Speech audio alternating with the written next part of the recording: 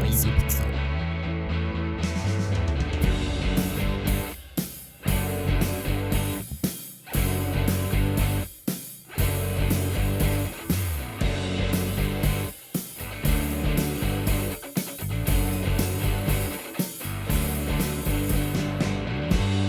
Oh my God. Spencer, we are back. Episode 78 of Unqualified Game Chat.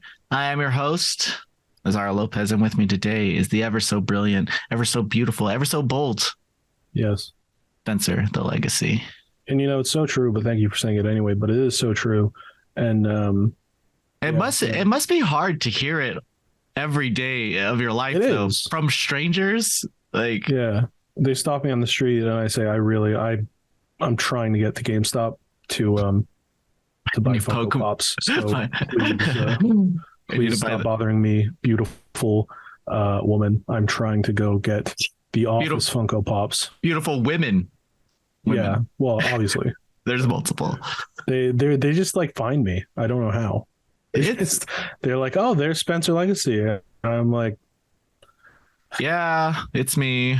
Can I? Yeah, just take a picture. I don't care. I'm trying to go to Falafel Hut. Thank you. That sounds really good right now. Are you in a Mediterranean mood? No, I just when I lived on campus at York University, there was a Falafel Hut, and it's gone now. It's something else. Oh, rest in peace. I would just go to Falafel Hut and be like, "Hey, give me some wacky shawarma." Give it to me. Delicious. It was so give me a nice hummus plate. Ooh. I had there was a mandatory meal plan, so I paid like however many extra $1,000, which is all student loans, rip, and which sucked. But then I was also like, hey, you have this card, you can tap it at any restaurant at the school and just get meals. And I was like, it sucks that I just had to pay that in bulk, but it's pretty sweet to just be like, what do I feel like eating today? I almost like I don't have to pay for it because I already paid for it. Yeah. So it was a lot of Falafel Hut, a lot of Popeyes, a lot of what else do we have on campus? We had a bunch of cool stuff. It was a fun lot of burritos, that kind of thing. Yeah, I've never some Timmies. I've never ate Popeyes. It's pretty good. I stopped eating because one time I felt sick after I ate it when I lived on residence, and then I was like scared off it. But then I started having it again recently, like 5 years later, and I was like, oh, it's fine. When I was maybe like 9 or 10, I had a Wiener Schnitzel and I had a corn dog, and I got really sick, and I never had Wiener Schnitzel again. There's a certain kind of sick where if you eat a food and it makes you that kind of sick, it's real hard to go back to that food because you're like, I don't want to feel like that again, and that food's good. But on the chance that food is what caused it, I cannot do that because it just takes me out of commission. But I still have fond memories of eating random ass Popeyes, watching Dragon Ball Super, and playing Yakuza 0 in 2016. Good times. I caught up with One Piece recently, and I started rewatching it. That's cool. That's exciting. Yeah, watch it on One Pace. It's a website that cuts all the. Not only the filler, but the later in the series, instead of filler, they're like, what if we just made like half a chapter per episode, which is slow as fuck. Yeah. They trim all that and they make it like the manga pacing. So I recommend watching through One Pace. Okay. It's weird because the 4 Kids seasons, I've never watched the not 4 Kids versions of them. I've never gone back and watched them. And like hearing like I grew up with the 4 Kids version. It's awful. Yeah. So like hearing Except Zoro. Zoro has a really good voice.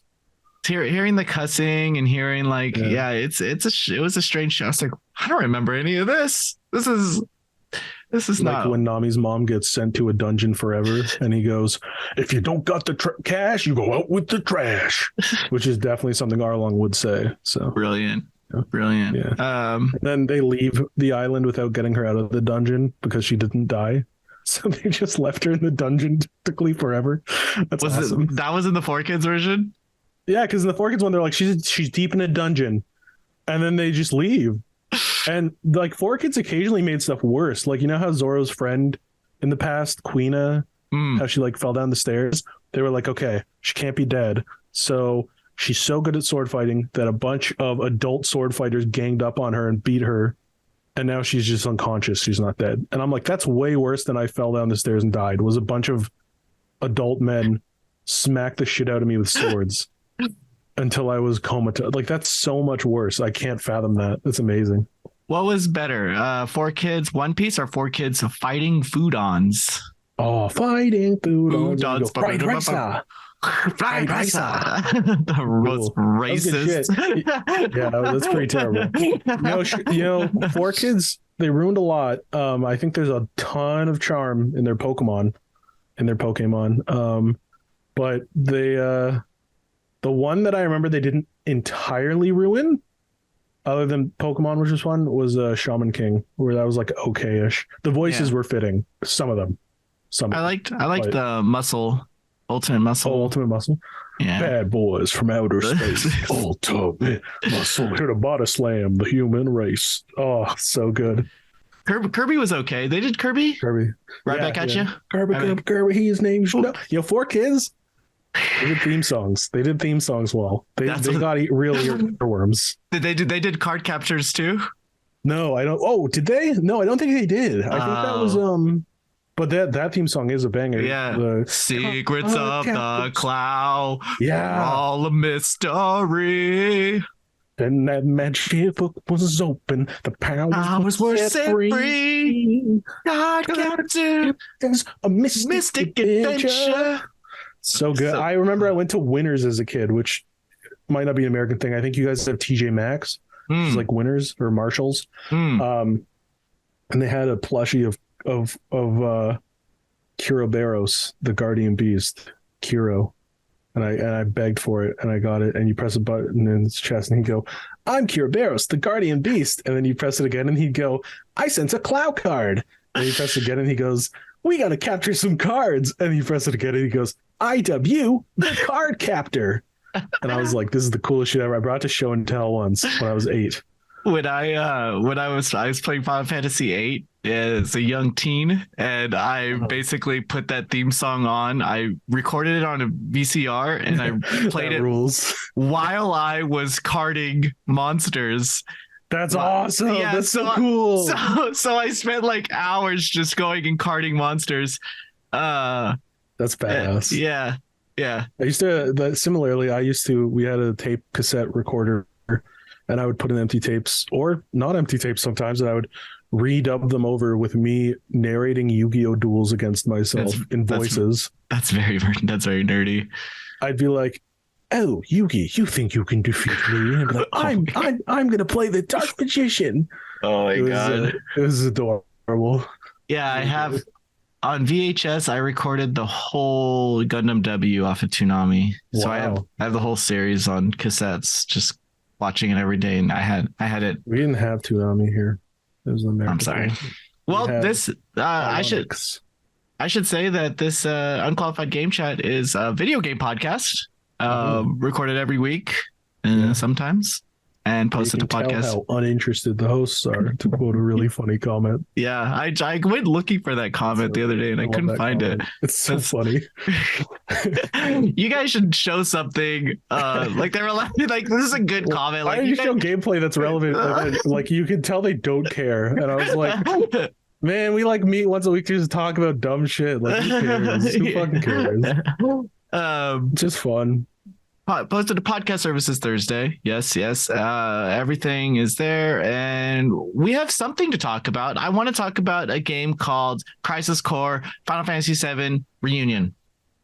Oh, I love Crisis Core. Well-known fun fact. My username as a preteen to teenager was Crisis Core Kid, because I just loved Crisis Core.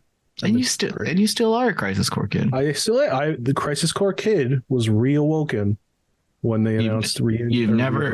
You've never stopped being one. Yep.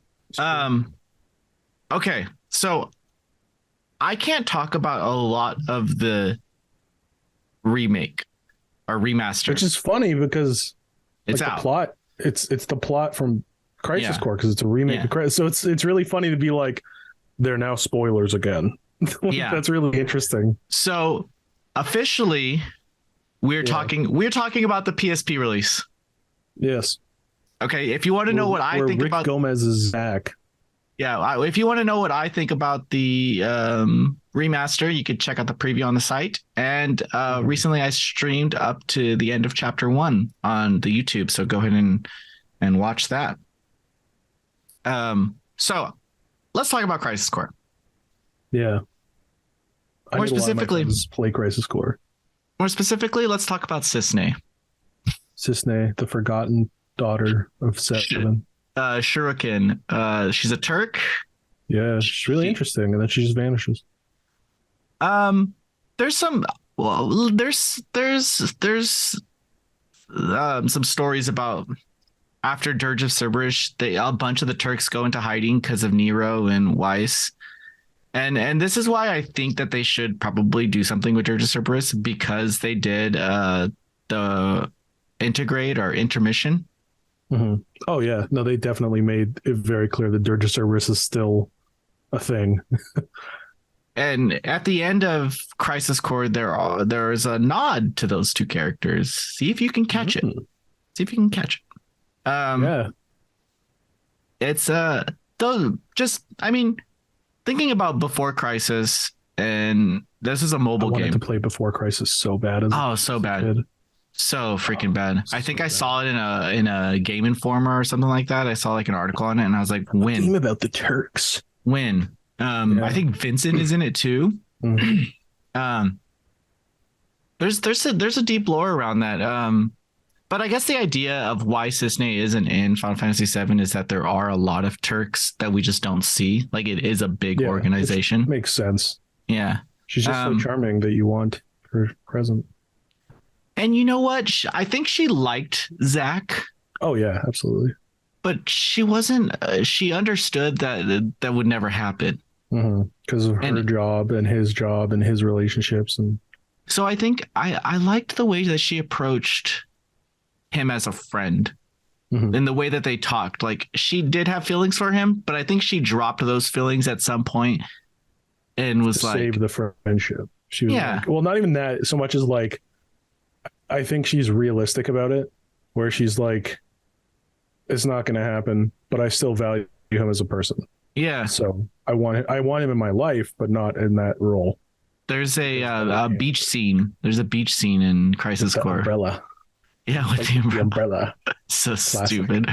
There's a dumb battle. There's a dumb mission on the beach too, and I hated this as a teenager. I didn't complete all the missions as a teenager, by the way. And one of them was this one where I think a ton of them. Yeah, the Cerberus that you fight, he heals. He has regen, and I use Dispel. I have Dispel on. Doesn't work. Oh, that's rough. So you can't remove it. So he's healing for like 2,500 each time.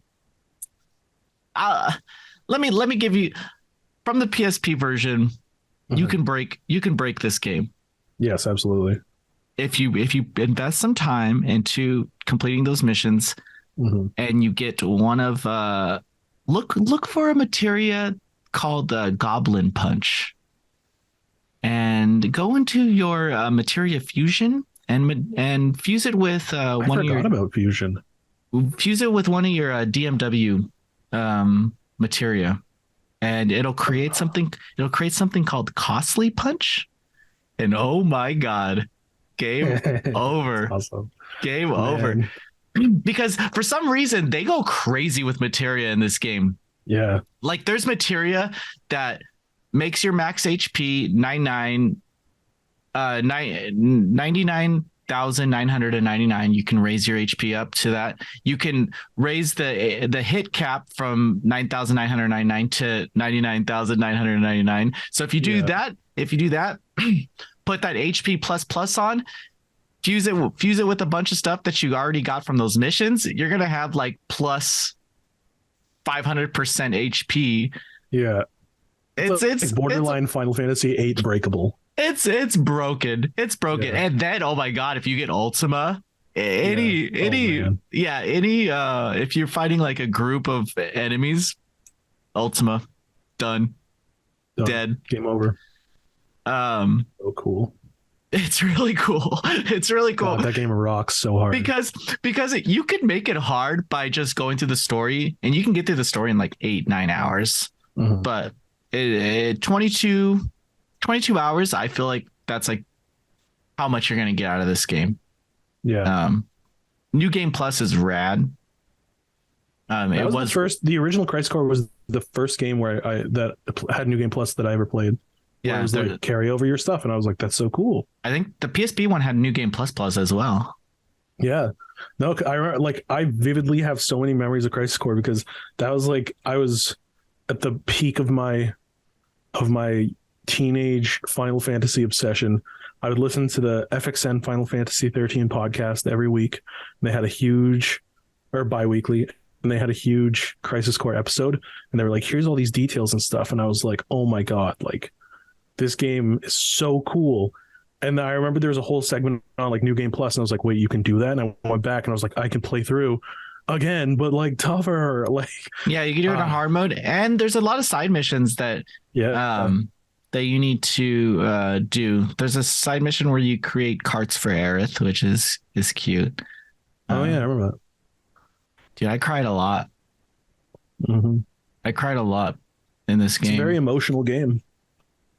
I think it's like, I don't know, man. Even when I was playing it younger, there was just something so the amount of time that I invested in the original Final Fantasy VII was so surface level to what the story actually was. You know, I never went on Game Facts to look at lore or anything as a kid. I didn't have internet. Yeah. So I never really invested into like reading stuff that was Japanese exclusive. Mm-hmm. So all I knew is all I knew. But like the fact that I got such a huge emotional investment into these characters and stuff. Yeah. And somehow Square Enix, Nomura and all those guys, they understood this, went back, gave us Crisis Core, gave us Dirge of Cerberus, gave us Advent Children. I was just like, holy shit, like these worlds, this game that I played when I was 10 years old that changed my entire life is still changing my life throughout it. My whole gaming career, throughout my whole gaming experience, my whole gaming love, Final Fantasy VII has somehow been present throughout every piece of it. Yeah, absolutely. And it's the kind of game that just like works well in that regard because there's so many aspects of it. There's so much influence that it's had. There's so much reverence for it that like it's like a well you could keep going back to. Like Final Fantasy, it's not like you beat a game and you've experienced everything there is about it and there's nothing to really like there's no more games, there's no more lore, there's what you got is what you got. Final Fantasy VII, like there's so much like secret stuff in Final Fantasy VII, and then Crisis Core and Dirge of Cerberus and Advent Children and Advent Children Complete and Before Crisis and like all this stuff that was just like continually coming out and expanding on 7. So every time I was like, oh, that must be like everything of 7, like I've absorbed all of it. And then they'd be like, well, here's a third-person shooter where you play as Vincent that adds a shit ton of lore. And it was like, oh my, how did they know that I wanted more? Yeah. Like, it's so cool how that worked. And again, like I was at the perfect age where I was like, I had time and all I wanted was like more 7. So I would just absorb every modicum I could of it was so much easier before internet was so popular and communities were like this. It was so much easier to just speculate and make your own interpretations. Like I know if you 100% Dirge of Cerberus, you see Genesis in the cave, and I was like, oh shit, here we go, Genesis is back. He flies away. He flies away.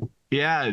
I was like, okay, let's do this. Or just at the end of Crisis Core on PSP, where they remake the opening of Final Fantasy VII, and he's like, I was like, fuck, am I gonna play Final Fantasy VII right now? And then it's like to be continued in Final Fantasy VII. I was like, fuck you! They must be remaking it. That was so good, so good, so good. I was ready. And like all the little Easter eggs in Crisis Core that are like, Rufus Shinra has been promoted to vice president of Shinra Corporation. Yeah. Like in the emails, or like you go to Nibelheim and like Tifa's there, like in the flashback. Bailey pointed this out, but Kunel or Kunyel? Yeah, Consul. He's in remake. He's in fucking remake.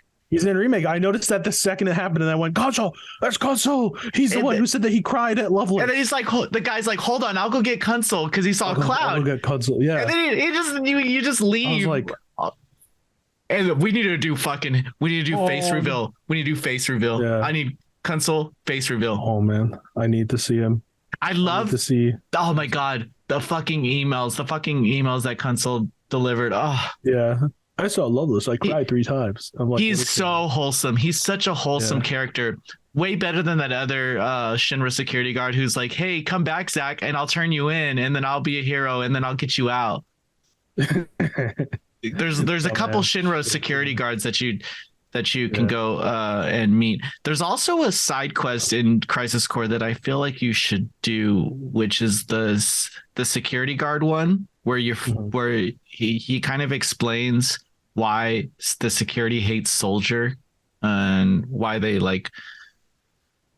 fight. It's like a series of like 6 missions, but really good series of 6 missions. A lot of the side missions are just like genuinely enjoyable. Like there's you learn more about like Wu Tai, you learn more about all sorts of stuff, and you're like, and it's not like forced, like remember this. It's like this is how the world was developing before 7. Like this is what was happening around Midgar and the entire planet when like before Cloud was even like the main guy. So I remember being like, wow, like, and there's so many tiny things. Like you get an email and it's like the Sephiroth fan club. Yeah, there's a fan club the best soldier. There's fan club for every like the Genesis. There's Genesis like, fan club. Man. And those are missions. Like, those are actual side quests. Like you can you need to pay attention to them. You can get a Zach one. Yeah. It's awesome. It's like so many small things like that where you're just like, this is a world. Like this is a setting that feels lived in. Like characters and people and stuff. All like this isn't just the backdrop. It's a real place. There's a mission where you find one of the one of Hojo's like assistants or something. He's actually working with Wu Tai, and like he explains why, and like it's just like it's just a random side mission, but it has so much depth to it. And there's missions add a lot of layers to the world. Yeah. I think people that have not played Crisis Core are gonna have such a good time. Take your time. Don't rush through the story. Yeah, the missions will get boring. So a lot of them are very repetitive. You'll get fight these guys. Yeah, you'll get through with them in like 5 minutes, maybe less. Yeah. And also, here's a little tip: if you hug the wall on all the, that still works. That still works. That still works. If you just run alongside the wall, there's no. You'll miss all the combat. So just run alongside the wall the whole time. I love that shit still works. That's awesome. Yeah, because I remember that was the strategy back then. Yeah, still the strategy. Yeah. Just run along the wall. I got through so many stupid missions that we didn't have any story content by just running alongside. Zach feels a little faster too, so you get through him. You get through him a lot faster. It's even if like I know some people who like just 7 and they're like, I didn't want all this other stuff, which is their opinion, whatever. I still recommend Crisis Core because like it's like the Star Wars prequels where it can't really mess with what happens later. It's not like the sequels where they can be like, this character isn't cool anymore. It's all stuff before 7, and none of it is like, this is why Cloud is actually the chosen one. Like, there's none of that. It's literally just, here's a bunch of backstory before 7 that makes the world of 7 feel more full. And it's like fantastic with a main storyline that's really good. So yeah. And it literally is just additive. A lot of terrible mini games though. Yes, absolutely. But that's a lot of weird mini games too. It's PSP game, and they're just like, what can we do? Oh, let's have fun. Let's have a stealth mini game for that. That'll never happen again. But I mean, that really is in the spirit of 7, where it's like, hey, want to do a marching mini game out of nowhere, or like, hey, want to? That's true. Yeah. Weird like button press, like that. It's pretty in line with 7. Yeah. Yeah. Well, that's our Final Fantasy talk. I think we'll can't wait for Crisis Core. Let us know any of your Final Fantasy 7 memories in the comments below, and we will address them. Maybe Spencer will pop up and tell you how wrong you are. Yeah, I always check the comments and comment if people ask me stuff or comment any. So yeah, Ace Bonanza's in the chat. But thank you so much for listening, and yeah, please share your Final Fantasy 7 memories with us. Love y'all. Love you. Bye.